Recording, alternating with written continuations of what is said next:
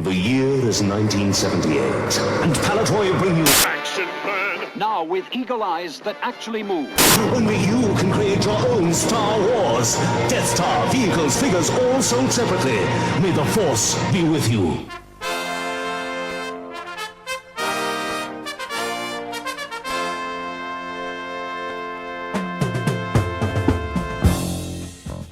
Hello, welcome back to Blow Harvest Toys. On today's video I'm just going to be talking about what happened to Action Man when Star Wars came along. By 1977, Action Man was well established as the most successful boys toy of the 1970s. First launched in 1966 and based on America's boy doll, G.I. Joe, Palitoy's own Action Man was yet to face the full threat of the Star Wars 3.75-inch action figures, and they continued to dominate the boys toy market. Not resting on their laurels, Palitoy decided to introduce a new angle to the Action Man range in 1977. 3 new Action Man branded figures that weren't Action Man themselves, but colleagues of his, you might say, each with an intriguing name and given a subheading of being a member of the Action Man team. So let's start with a personal favourite of mine from the team, Tom Stone. I absolutely loved this figure when I was a kid. I don't entirely know why. I think it was just because Action Man now had a tough looking sidekick to fight alongside him in the army and on his various missions. Tom Stone was the first and only black figure in the original line. No longer politically correct, he was advertised in the Palitoy Action Man brochures as being Tom Stone, the coloured commando. A version of Tom Stone figure had previously been available in the American G.I. Joe line, released without the blue trunks and with the hard and fixed position hands. By the time he was released by Palitoy, which also coincided with the European versions of Tom, he had adopted a blue plastic trunks and his hands had become supple and gripping. The figure came with a simple 2-part camouflage outfit. The shirt is fastened with one single popper. He wore a green cloth and elastic beret with a parachute regiment badge, standard black Action Man ankle boots, and carried a Heckler and Koch machine gun, often used in that era by the real-life SAS. Tom Stone is not hard to find these days, but like most action men of the late 1970s and 80s era, his inner elastic is prone to deterioration, and he is often found not only with detached head, but also detached arms at the shoulders and elbows. This is because he was strung differently to the standard Action Man. There are online tutorials how you can teach yourself how to restring Tom. It's more complicated than just putting Action Man's head back on, and involves some bit of elastic cord looping through both his arms and to his elbows and back up through his neck. You also have to prise his torso apart and both biceps, then glue them back together after the restringing. But with care and attention, it's worth the effort to do so. The plastic of Tom's hands is also a problem, and most examples having gripping hands that they have hardened and shrunk a little.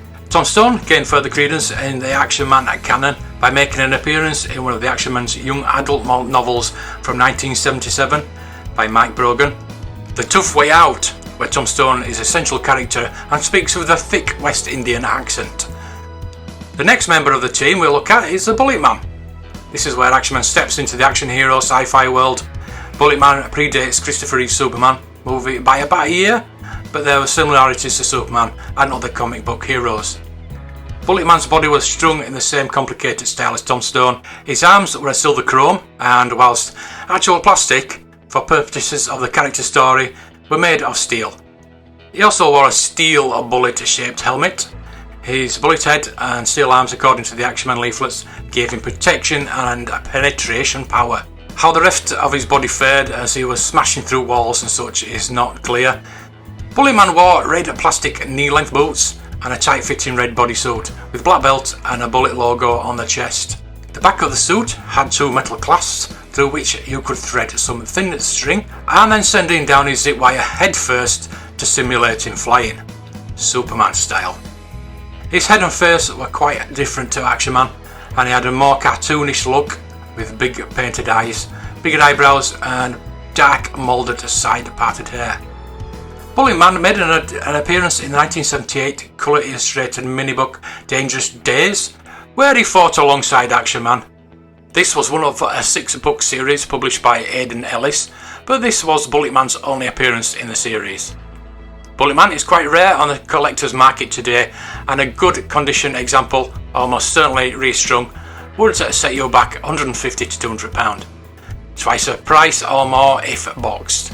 Next up, Atomic Man, a character which owed more than a little to TV's $6 million man, Steve Austin, played by Lee Majors in the popular TV series. Like Steve, Atomic Man had various body enhancements. He had one clear plastic leg, through which you could see his mechanised bionic bones. He also had one clear mechanised arm and had a revolving thumb switch at the forearm that you could push and to make his arm rotate, whilst he held his rotocopter, his handheld mode of transport. Atomic Man's head was also different to Action Man's. He had one painted left eye, but his right eye was also enhanced. He shone a light through a tiny window gap in the top of his head, and this shone the beam of light out through his eye to further emphasise the part man, part machine backstory. He had quite a substantial head of locked brown hair and a scar on his left cheek. Action Man's scar was always on the right. He wore a black jumpsuit with a diagonal zip, black standard boots, and he came with the aforementioned rotocopter. Unzip his overall, and he could see that he also had an atomic heart pacemaker fitted. Atomic Man is fairly easy to find on the secondary market, although his rotocopter is often missing.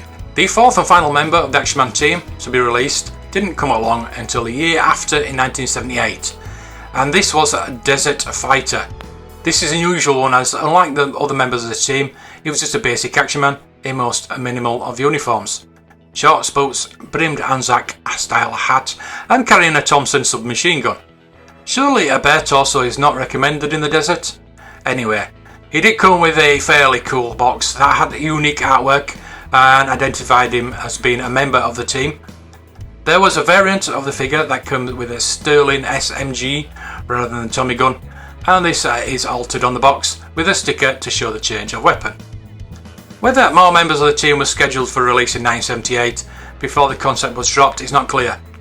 Tombstone figure was given a new box designed by Palitoy in 1978 too, although the figure and accessories were unchanged, suggesting the team maybe had a long-term future planned with more members to follow. But this mismatched team of 4 figures, 2 soldiers and 2 superheroes, did at least bring an interesting spin-off story to the Action Man series in the late 1970s. So I hope you enjoyed that little back story of some unusual Action Man figures. I am actually looking for the Intruder figure. It came out about the same time. I've been talking to Dino over on Geek Strong, who does have one, but his version is the G.I. Joe version, and he showed me some of the adverts that came out in the States for the G.I. Joe, and I just find it interesting how much Palitoy shared with Hasbro and Kenner, and definitely something I want to talk about in the future. So please leave me a comment below, let me know what you think about these Action Man extras, and indeed if you actually had one of these. I'd be very interested to hear from you. Please drop a like on the video, and until the next time, may the toys be with you.